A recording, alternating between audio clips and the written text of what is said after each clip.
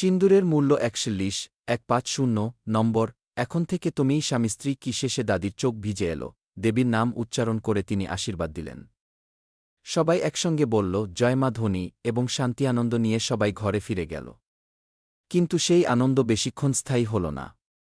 হঠাৎ কয়েকটি গুলিশ ধরনের শব্দ কানে পড়ল। সবাই চমকে উঠল। দেখা গেল গানটা মাত্রই ছুঁয়ে গেছে, সময়টা মাম্মতার মধ্যে কাটা পড়াল। সে ভালো হয়ে যাবে, কেউ বলল। উজ্জ্বল অর্জুন নীরব হয়ে গেল, চোখে জল জমে এল। আমি তোমার শান্তি, তোমার যত্ন নেওয়া আমার অধিকার। কে? এই কথায় মিশ্রির চোখে মায়া ও ভালোবাসা ঝরে পড়ল। মিশ্রির চোখে অশ্রু, হৃদয়ে মমতা। এই দৃশ্য যেন আমার জীবন কেড়ে নিয়েছে। আমি প্রতিশোধ নেব। ক্রোধে তার চোখ লাল হয়ে ওঠে, আর দাদির সামনে দাঁড়িয়ে বলল, যদি আমি প্রতিশোধ না নিই, আমার নামই বদলে দেব। অন্যদিকে মিশ্রি বলল, দাদির সামনে যতই কষ্ট হোক, আমি পরিবারটাকে এক রাখব। দাদির চোখে মিশ্রির প্রতি শ্রদ্ধা আর স্নেহের জল জমে উঠল।